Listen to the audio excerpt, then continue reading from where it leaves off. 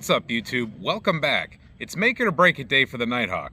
I'm just gonna get straight to the point. This thing's been aggravating the crap out of me, and it's all because of point of aim, point of impact situation. There's other things that are aggravating me that we will get to, but right off the bat, I just want to shoot this gun. It just came back from getting a front sight change. I know, I'm a sissy, I didn't change it myself, but I have reasons. I got the front sight changed. I dropped it down a little bit to make it lower, to raise my impact a little bit higher, because I'm having a problem going just a touch low and just a touch to the left. Now, most people would say, well, of course, you're into your trigger too much, you're anticipating recoil. Trust me, that's not the case. I've shot thousands of rounds through this firearm, slow, fast, every which way, one-handed, right-handed, left-handed, upside down even.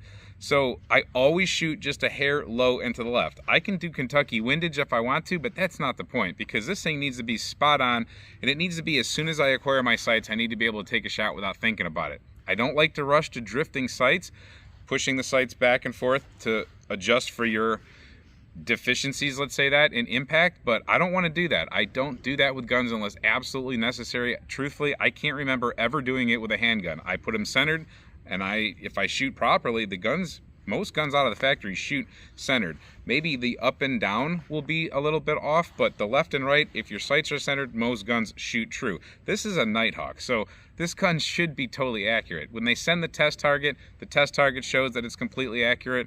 So I would tend to think that is something with me. However, I shoot so many other 1911s and guns in general, and I don't shoot low and to the left. It's just not something that I do. If I really focus, if I really know the gun, if I've been practicing, I can get point of aim, point of impact. My Remington R1, which is typically, at the time that I bought it years ago, was a $450 to $550 gun. It's just a stock Remington R1, and I can shoot that thing lights out, point of aim, point of impact, just totally drill the X out of a target. I can't do that with this Nighthawk. So to have basically a $5,000 gun by the time it's all said and done, this is basically a $5,000 pistol. And if I can't shoot it to where I want to shoot it, it's not going to stay in my collection. It's got to find another home. So today's the test. We're going to take it to paper right now. Before I get to telling you some of the other things that aggravated me about this firearm, I do love it, don't get me wrong. I don't want you to think that this is going to be like a hit piece on the Nighthawk or anything like that, a takedown video. Not that case whatsoever. I love the gun, but there's a few things that are making me consider not having it anymore. Let's get to shooting. All right, both of these ammunitions we're going to be testing with today are going to be my hand loads, but I can assure you I take great care while making my hand loads, so they should be pretty nice.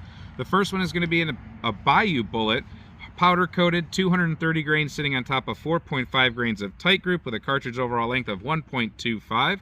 The other one we're going to be using today is going to be a Nozzler, I believe 185 grain. I'll put it up in the corner if that's not correct, but that's going to be sitting on top of 5 grains of tight group. Not sure the cartridge overall length, and I do know that these ones are loaded with those expansion primers. We had some testing we were doing with expansion primers. I made these things like super match ammunition. I can promise you these things are perfect, except for those primers. Those are not very reliable primers, but 1911s, hammer-fired guns, seem to set them off. All right, like always, I have the sun on my back, so it's probably not the best day for this, but we are rocking 3-dot white night sights on this. The Novak slant, kind of lifted up in the back style. They're very nice. Let's see what happens. First to go up is the 230 grain Bayou bullet. We're going to start on that left target. We are 21 feet off that target. That target's got red markings. We'll see how that treats us.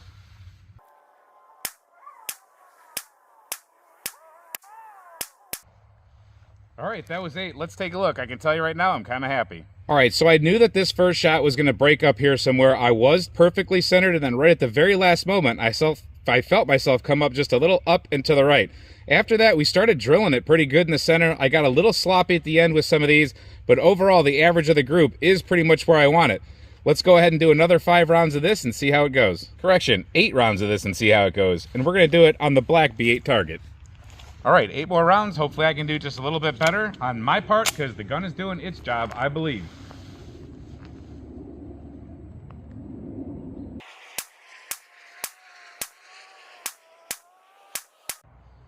Well, I'm not as happy with that one. Let's take a look. Well, here we are averaging out low and left again. I'm going to say that this is miserable right now, looking through these 3-dot white sights on this black target with the sun to my back. So maybe I'm just going to have to stick with white targets for now. Let's trade this out for something else and try one more time. All right, now we have a black version of the original target we were shooting at. Camera guy loaded me up this time, so unless he cheated me, we have 8 more rounds to go. right target.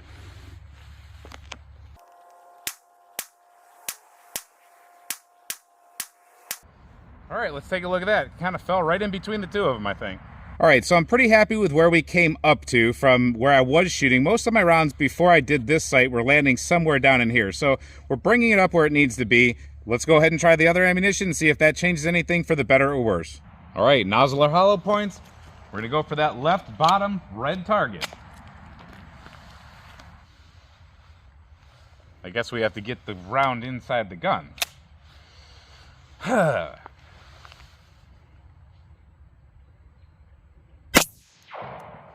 All right, that was dead center. That's where I like to put them. That was absolute dead center. All right, let's take a look at that before I ruin it. Let's go. Camera guy's gonna stay on the target so you guys believe it. All right, there's a hole in a hole. That is what a Nighthawk is supposed to do. That's why I bought this gun. Let's see if we can keep doing that. Now, by doing all that walking around, I probably screwed it up, but let's see what happens.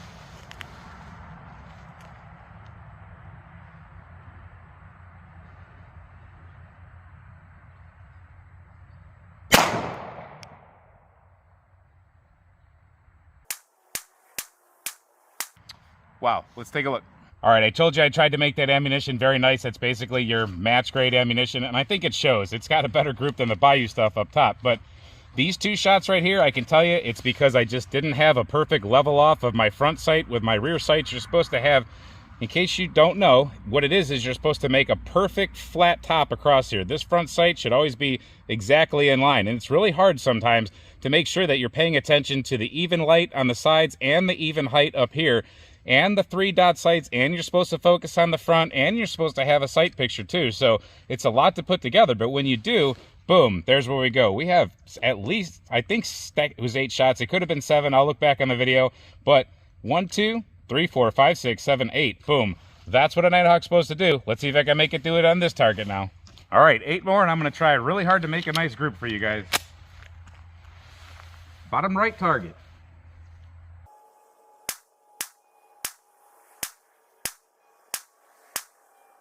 All right, let's look. I think it's pretty good. All right, not a bad group at all. They are touching the white, so I would have scored 10 or X for all of them. But you got 1, 2, 3, 4, 5, 6, 7, and then that I believe was my last shot that went at the top. So I still am shooting just a hair low and left on these black targets. This one up here too. It changes over here on the red ones. I don't understand what's so different about red and black, but something with our eyes. Our eyes and our brains are complicated the way they see things, but I can clearly see the white target, and I'm trying to line up, but something's still taking me a hair low and left on both of them. But I think I can maybe work that out. If anything else, I have a little bit of adjustment left here in the rear of this sight, and if I really have to, I can come up more by taking this sight down even lower. However, I don't want to, because when I shoot the red target that I can actually see better, I think I'm shooting right where I want to be. All right, we're basically at the same distance. I've shifted back a little bit to make up for the plate coming back a little bit towards us. So I got 8 rounds loaded up of the good nozzlers, and we're gonna go ahead and see what happens when camera guy gives me a few ups from the low ready position. And let's just see how I do with some natural shooting.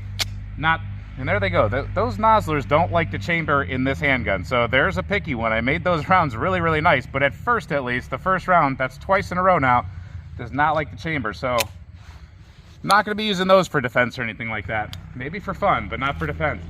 So just a couple shots, like I say, when camera guy gives me the up command, and I'm going to see how I roll with a controlled pair. Not necessarily a double tap, but a controlled pair.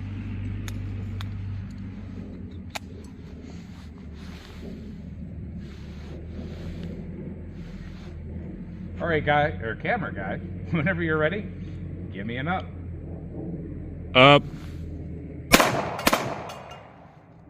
All right, I shot a little bit low with both of them, but let's take a look because it's worth looking at. That's where those two landed in succession of each other, and that's exactly what you want in a defensive situation, would be to put 2 of them at about that spacing next to each other in that general area. I mean, no joke, let's face it, that's just perfect. I'm not bragging on myself or anything, I'm saying that's what you want to do in a defensive situation. We wouldn't need to drop 17 rounds in 9mm if 2 shots of 45 just went where they were supposed to go and people trusted it every now and then. But that's a little side thing. All right, camera guy. Whenever you're ready. Up.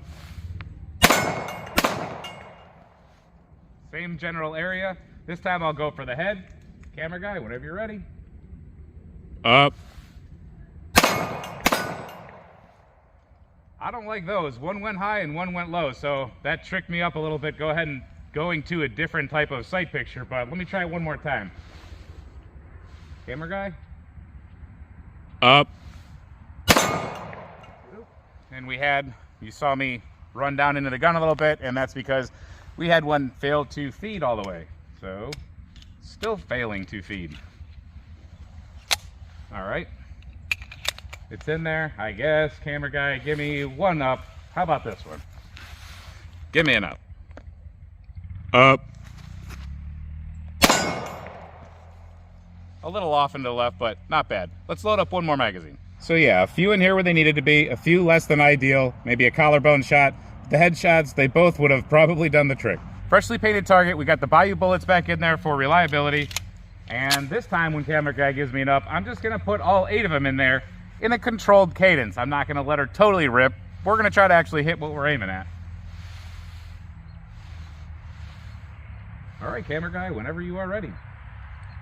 Up.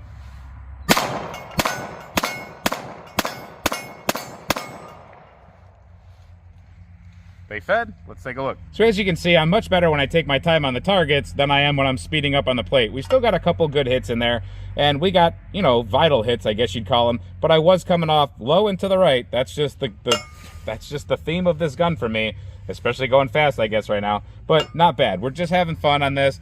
That's what really counts, is what's on the paper. That's what I care about. The rest of this comes down to my recoil management, sight picture management, and all the other fundamentals of shooting that I'm letting go to crap to string down like that. That's not the gun whatsoever.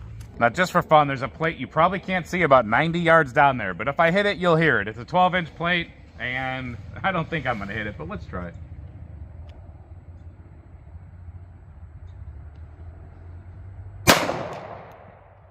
Nope. Boom, 90 yards, I hit the 12-inch plate. That's pretty cool. And now trust me, prior to that sight adjustment, I could not do that. I tried about 50 times. I got that on the second shot. That's very promising. That means that whatever I'm doing will translate out to distance. That's one of the things that I really needed to happen with this firearm, because the Remington R1, I've been able to hit a 6-inch plate at 100 yards repeatedly with a Remington R1, so the Nighthawk's got to be able to do that. All right, there you go. One of the more aggravating parts of this gun, I think, are being solved.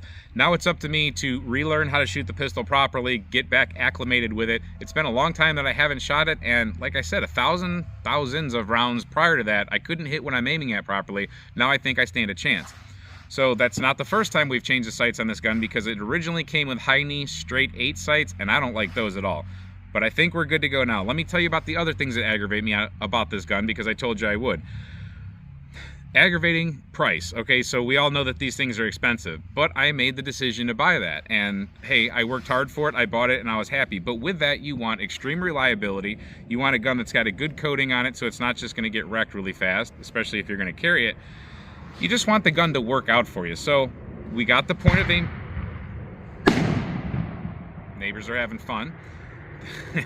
They always do. But we got that part taken care of. Now, with the reliability, you've really seen one of the first ammunitions that I've seen choke up on that. And that was one of my hand loads that just, it's not gonna get along with a nozzler projectile, at least at this cartridge overall length that I've set it at, for now. But other than that, okay, there was one thing that was magazine related that I think was really aggravating at first, because it relates to me actually using a gun as opposed to people that sometimes don't use their guns. Let's get to that one, then we'll get to the next one. But first was the magazine situation. So it came with 2 Nighthawk custom magazines, and they fit nicely. That's how they sit in the bottom of the gun. They're very perfect for that firearm. I like them a lot. However, I take this gun to class. That's how I've gotten thousands of rounds through it. Taken it to class before, and I do other kinds of shooting. So I also have Wilson Combat magazines, which I did not use in this, but I have Chip McCormick magazines, I have Metgar magazines, I have all kinds of magazines. I did take the Chip McCormick normal 8-round magazines with me to class one day. And as I was doing the typical thing of shooting, dropping a magazine, getting a new one, and slamming it in there, because that's how you make sure your magazine is seated, you slam it in there. Well, what happened was, there's an ejector inside here. So I'll try to put up a picture of an ejector, and what happened is the ejector got knocked out of place a little bit. I can open up this gun and show it to you. Maybe you can see down here. It's not going to be as good as a picture will be probably. But that ejector down in there, it got bumped up from me slamming the magazine in. This is what they told me at the factory. It was from me slamming the magazine up in there when it wasn't fitted for that type of a magazine. So this Nighthawk magazine did not do that. But when I did it with the Chip McCormick, it did bump that ejector and it knocked it loose, to the point where I sent it back to the factory, and then they reinstalled it properly, and they also took a little bit of material off, so that should not happen with my Chip McCormicks. Just a little side note, sorry, everybody wants to mow their grass, ride four-wheelers, shoot guns and fireworks, and do all that other stuff while we're trying to make a video, so we got to deal with that. But that was very aggravating that I only was really able to use Nighthawk custom magazines. I didn't even know that was an issue, and then as soon as I used the other one, it broke. So that's something you need to know. You might want to test your magazines before you actually get to rocking and rolling with them. Make sure you don't knock that ejector. What else? Oh, let me just say that that's part of fitting the gun really tightly. That's not necessarily, I would say, a terribly bad thing, except for it's just part of the process of fitting these 1911s as tightly as these companies like Nighthawk do. You're paying for that fitting, and I just didn't know it was that fitted. The other thing that I did break on here was when I was taking off the mainspring. First of all, the gun is fitted so tightly, you have to absolutely beat this mainspring out.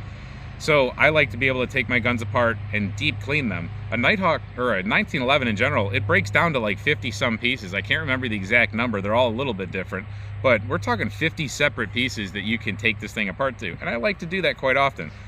The first couple times I took this gun apart, this mainspring housing was so hard to get out because it's fitted so tightly, it's absolutely ridiculous. I still have pieces of my nylon or plastic hammer back here that are stuck into the grip because I had to hit it so hard and I can't get them out of there. When I did put it back in one time, again, putting it in can be just as hard as taking it out.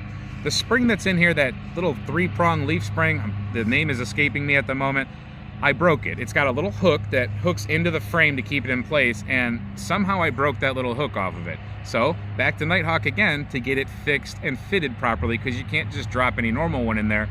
Everything is fitted. Remember, it's all fitted. And in general, when I take this gun apart and put it back together, the slide can be just a little bit finicky putting it back together. I've loosened it up enough where it moves freely and all that, but when you do the whole 1911 reassembly thing and you put the bottom slide or frame onto the slide, it'll hang up if that barrel link is not just perfect. This gun has actually the point where I get the slide stuck halfway backwards and it just doesn't want to come apart. I have to smack the crap out of it to get it to come apart again, and that's just trying to reassemble it. So all that stuff is really all I can say about the aggravating parts. This gun hasn't done anything terrible to me. The point of aim, point of impact, the magazine knocking off the ejector, and the spring back there under the mainspring housing, those have been the biggest problems. Other than that, it's a very nice gun. It shoots like a dream as far as shooting. It feels really good. The trigger is really nice. Like I said, it doesn't malfunction on anything except for these nozzle rounds that somehow it didn't like today. I guess it might have redeemed itself. I'm gonna have to do more shooting before I decide, but this thing was really close to being on the chopping block. I was gonna get rid of this thing. Now it maybe still can stay. I have to make up my mind. Why don't you guys let me know in the comment section what you would do with this gun if it were you? I'm actually really looking for a little bit of advice here, because I can sell this gun and use the money to buy a whole bunch of cheaper guns that I might enjoy even more. I don't have to have a Nighthawk. I just bought it because I thought it would be my dream 1911. Truthfully, it's not. It just doesn't seem like my dream 1911 yet. It just never got that status. I like it, but I don't love it. I love my Remington R1. Hope you enjoyed this video. Hope you enjoy these kind of videos. Thank you for watching this video, and until we see you at the next video, stay safe, have fun, and keep shooting.